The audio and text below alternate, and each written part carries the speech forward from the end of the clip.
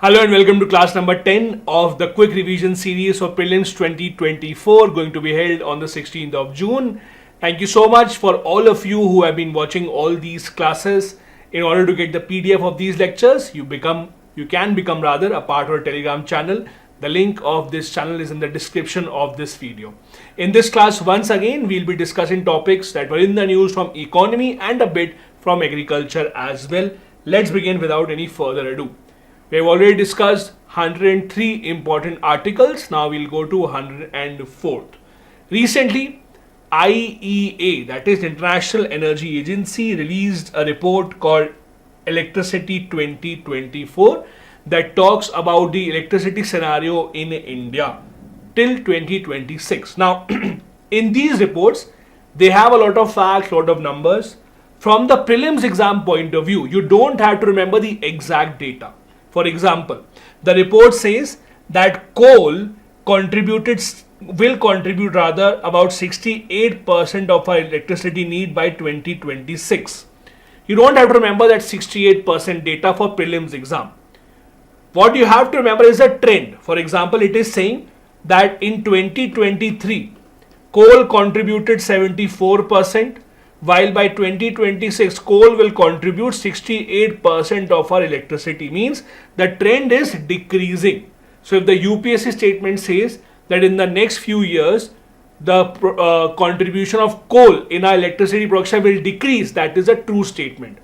In the mains examination, you can quote the exact data. But in the prelims, they will not ask you for exact data. They will rather ask you for trends increasing or decreasing. So do pay attention to that. So the report says that India will still be relying on coal for a long time. As you can see, by 2026 also 68% of our electricity will come from coal despite our target of reaching net zero by 2070. It also talks about renewable energy generation. About 21 gigawatts of renewable energy capacity was added in 2023. Meaning that about 44% of the current capacity was just added in 2023. Renewable energy generation has retained a 21% share of total electricity in 2023. So total electricity produced in India, out of that 21% was from renewable sources. What about electricity demand? That is again increasing, and it is expected to increase further by 6.5% between 2024 and 2026. So again, remember this trend. The demand for electricity is also increasing. What about global comparisons? China has the largest volume of expected growth. India might see demand increasing in the 3 years, but equivalent and will become equivalent to that of United Kingdom. So again, despite this huge population in India, the per capita demand of energy in India is much lower than that of developed countries. Other highlights of the report about hydropower. There will be a 15% fall in hydropower generation in 2023. Because of erratic climatic conditions, we could not produce as much electricity from hydropower as we did earlier in 2023. The government is trying to diversify and use other sources for electricity generation as well. What about nuclear? More than half of nuclear power plants in the entire world globally are in China and India. Again, an important data. Do remember that. India currently has 23 operational nuclear power plants that provide 2% of our entire country's electricity.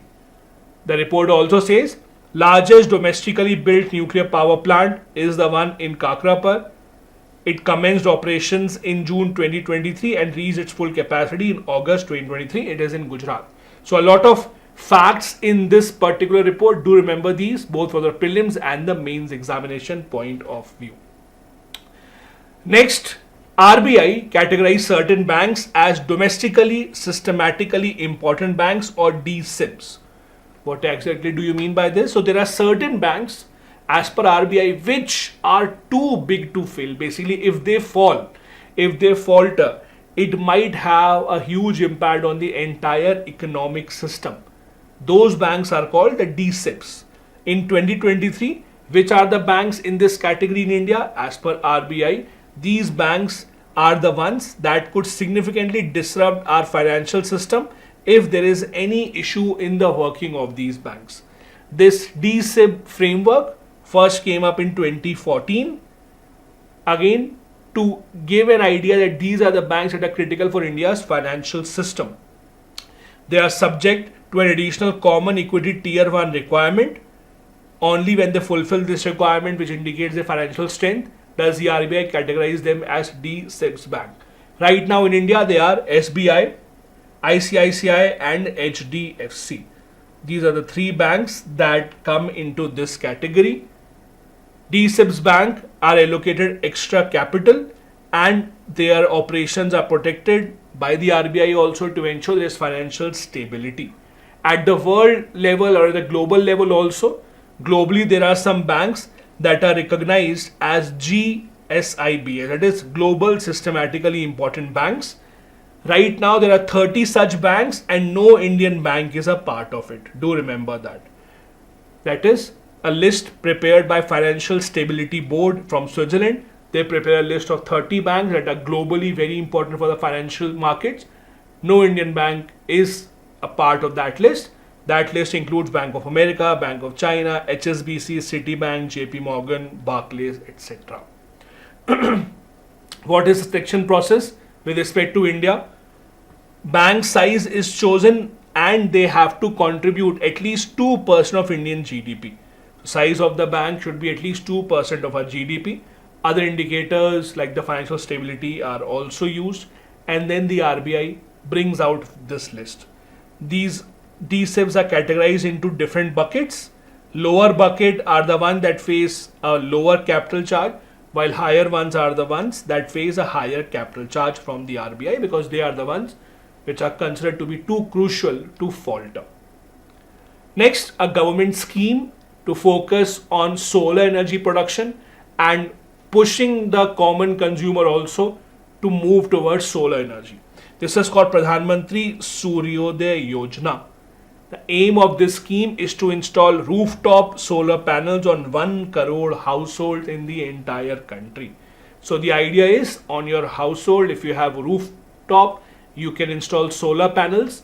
The electricity produced, you can use it so that your electricity bill will be cut down. If you have excess electricity, you can then sell it or you can basically give it to the government. The government will then use it to supply it to someone else.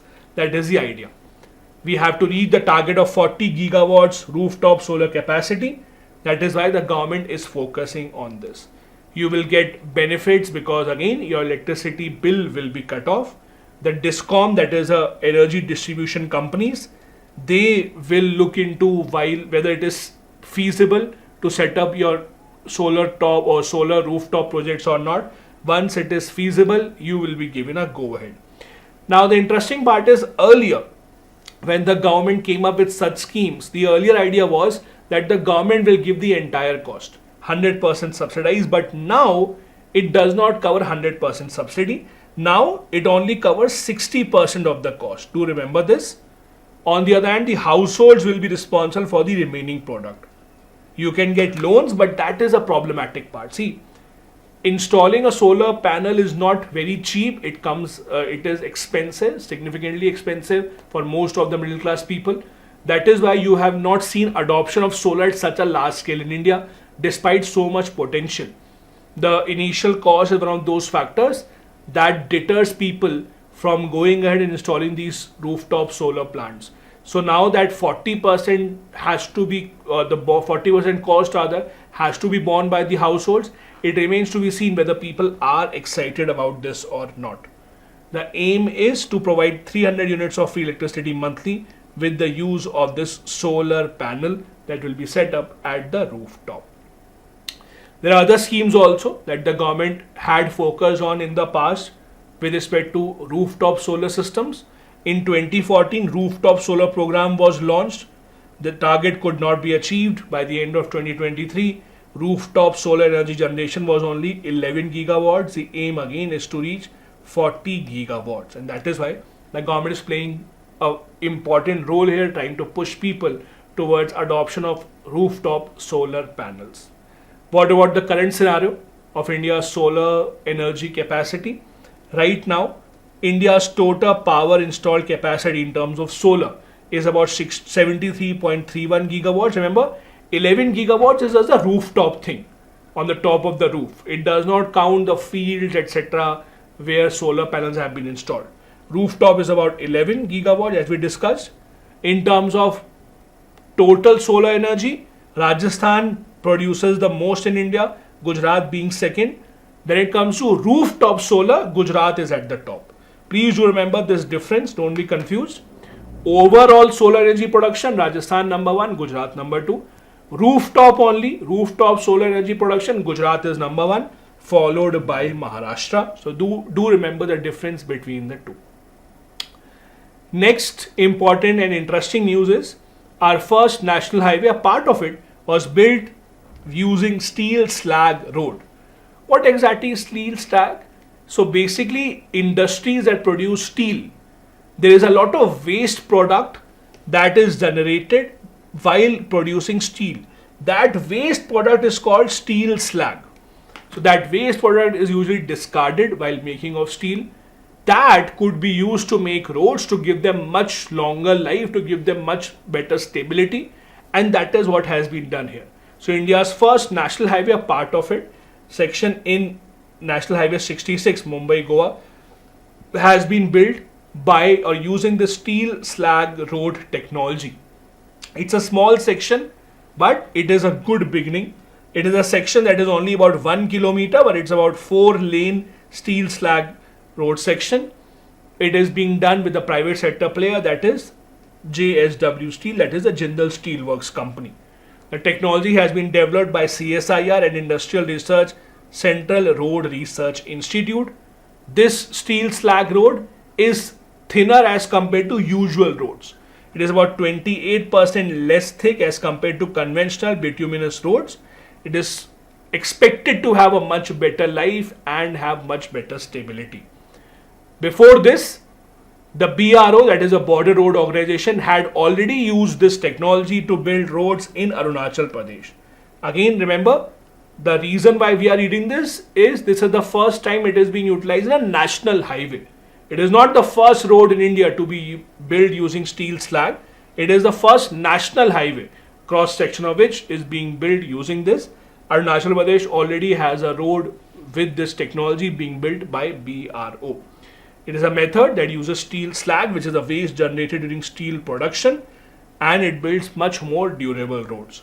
The technology involves removing impurities and metal content and then use it as the base of that particular road. It has very high strength, hardness, skid resistance also, so it will be much safer to drive on these roads. In India, we approximately have 19 million tons of steel slag every year. That means we do have a potential of building a lot of roads using this particular technology. Next news, Unnati 2024. This is an initiative to give push to industries in northeast part of the country. So in northeast part of the country, there has not been a lot of industrial development. To give a push to industry to set up their plants in northeast, this is a scheme that has been launched by the government called Unnati 2024. It's a central scheme for development of the northeast region to generate employment and lead overall socio-economic development of this area. It is being implemented by DPIIT in collaboration with the states. It's a 10-year scheme under which industrial units that are eligible to take help will have to begin operations within 4 years from the grant of registration. So Government of India will provide them help with licensing, with all the technical aspects of it. The government will also give them certain grants so that they can begin their operations soon. This scheme will have two parts. Part A will be incentives given to eligible units. 60% of the money of Part A has been earmarked to 8 northeastern states, 40% on first in and first out basis. So people who basically apply first will be the first one to get this. Part B is for implementation and institutional arrangement, about 300 crore rupees. Benefit of one unit from all the components under the scheme will be about 250 crores. You don't have to remember the exact figures here. You will not be asked that. Remember the big details about the fact that it is specifically being focused on the northeastern part of the country. For this category or for this scheme, districts in the northeast part of the country have been categorized into two zones. Zone A, which is industrially advanced districts, and Zone B, that is industrially backward districts in the northeast part of the country. Next important news, India amended its patent rules just a couple of months back. Patents has been a very, very important topic for India and how the world sees India. You will see every single year countries such as the US criticize India for our intellectual property rights related laws, saying that patent protection is not given a lot of importance in India. So to make it easier to file patents in India, to make the process much smoother, the government of India has made changes in the patent rules in this year. What are the important changes? Number one, reduced timeline for filing a request for examination. So basically, when you develop something which is unique, the first step is you file a request to the authorities that they can come and examine it. Earlier, you could file it within 48 months. Now you have to file it within 31 months.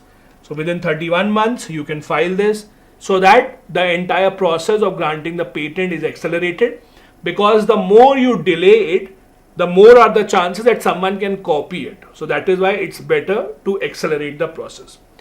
Second important provision, second important change, Form 3 have been simplified. Form 3 basically is a form that you get after receiving the first examination report.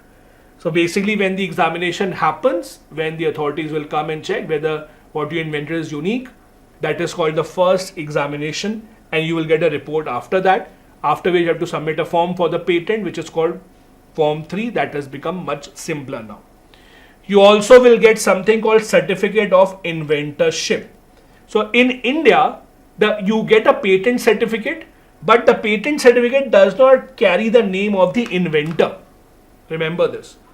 If you invented something, let's say you invented a new kind of a bottle that is very unique in some way. If you file a patent, you will be given the patent of the technology, but the name of the inventor will not be mentioned there. So how can the inventor prove that I am the one who is behind this invention? For that, now a new certificate has been issued. Inventors will get something called Certificate of Inventorship, so that they can now prove that they are the ones behind the invention of this particular technology. Frequency of filing the statements has also been reduced. Earlier, you were required to file a statement every single year. Now, once in 3 financial years, you can file a working statement. Apart from that, there are amendments in pre-grant and post-grant opposition procedure.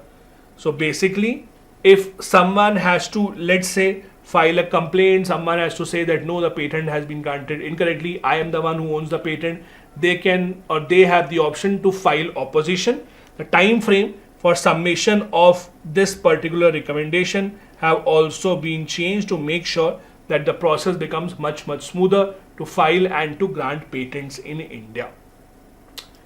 Next important news, the government has now allowed 100% FDI in space sector. But please remember, not in all aspects. Some aspects of space sector will now have 100% FDI. What exactly is this? Let's see. The government says 100% FDI will be allowed for manufacturing of components and systems of satellites, ground segment and user segment.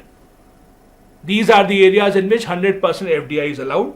74% is allowed for satellite manufacturing and operations, satellite data products, etc. Beyond 74%, the government route applies. So beyond, basically within 74%, you do not really have to take government's permission. Beyond 74, you will have to take the government's permission. Apart from that, beyond 49%, the government rules will apply if you are investing money in launch vehicles, creation of spaceports, etc. In these projects, up to 49%, you can invest without the government's intervention. More than 49%, if you are investing foreign money in building of launch vehicles, you have to go to the government and ask for their permission. The government of India, as you know, has a national space policy as well, under which we have this strategic vision for Indian space sector to be achieved by 2032. The achievement that India wants to have by 2032 is to increase our share in global space economy and to become a leading player in the space landscape.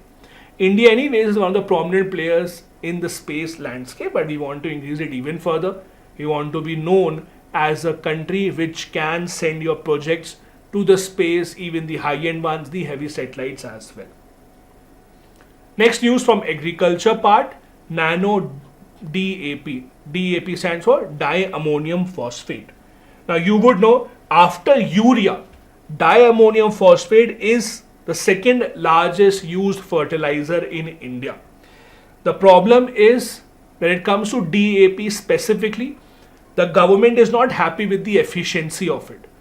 Scientists believe that a large part of DAP is not really absorbed by the plants, it goes waste. So a correction has been made here with the introduction of Nano DAP. Nano DAP is not a new invention, it has been on for some time.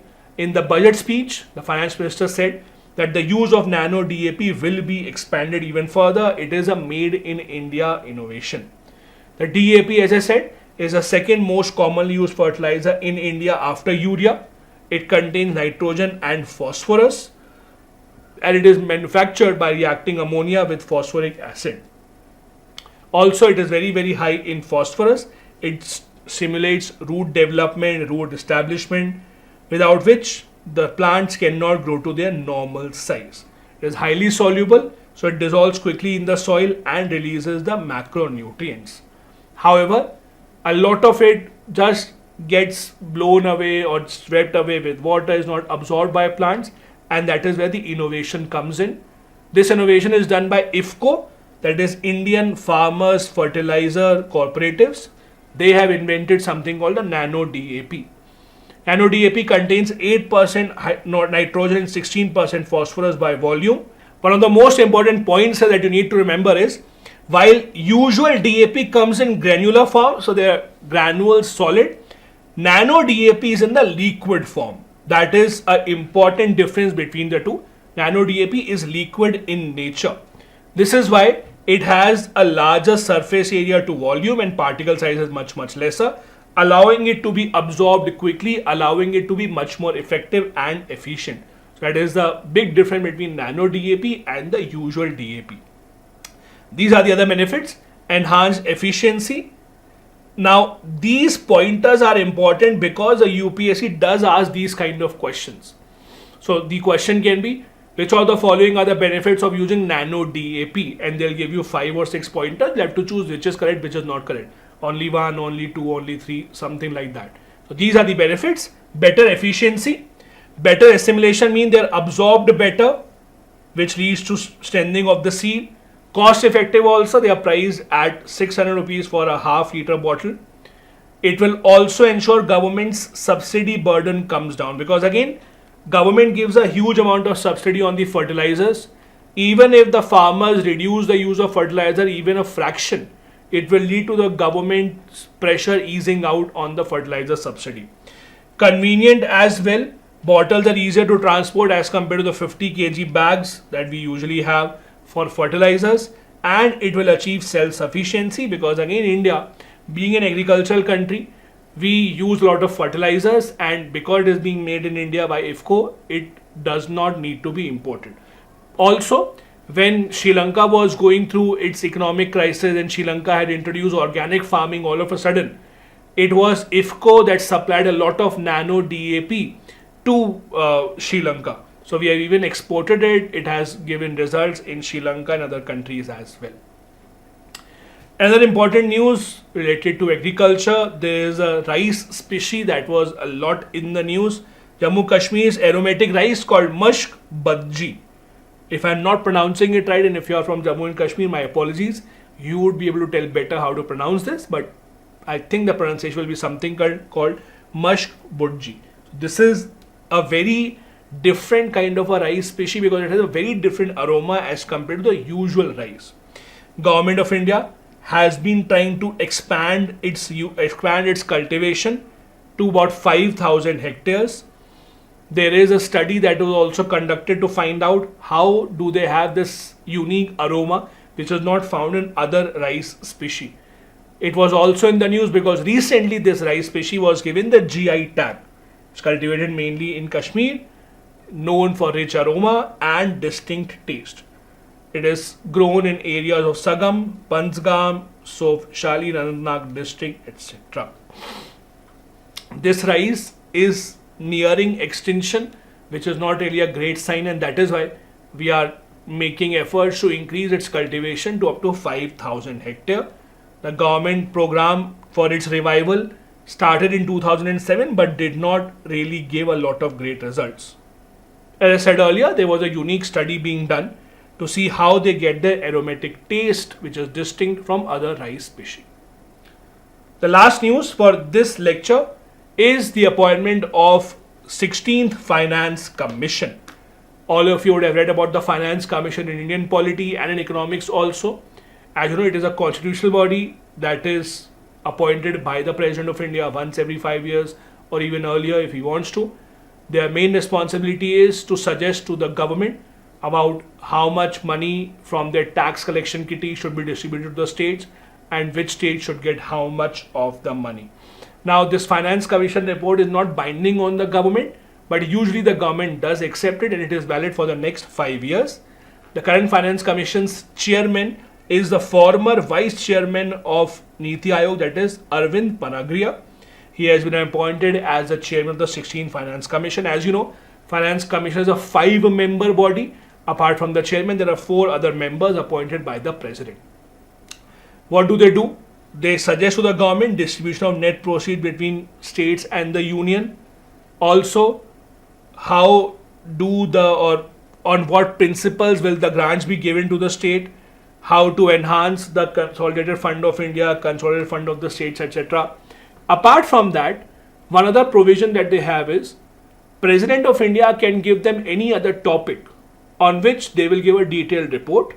So this time around, the President of India has given them a topic related to disaster management.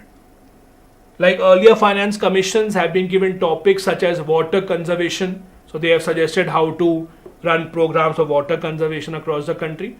This Finance Commission has been given this mandate by the President to suggest measures about how to ensure better disaster management initiatives, how to be ready with funds to learn from the earlier mistakes, how can we be ready for any disaster that might hit us in the future, how to establish better funds under Disaster Management Act. All these have been mandate of the Finance Commission as suggested by the President. Earlier Finance Commissions, 14th, 15th, all of these have had different criteria based on which they have decided how much money to be given to the states.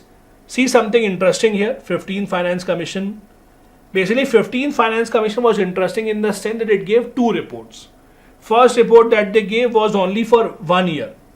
So they said, okay, we are giving you this report, make it work for 1 year and then allow us more time. We will then give you a report for 5 more years.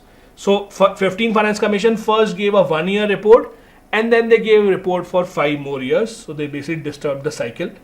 And now the 16th Finance Commission has been formed. Usually they are for 5 years only. 15th one was usually an exception in this case. This brings me to the end of another lecture of this quick revision series. If you want to get the PDF, join the Telegram channel. Link is in the description of the video. In case you missed any of the earlier classes, I am giving the link of the entire playlist in the description. Do go through that as well. Thank you so much. Bye-bye. Jai Hind.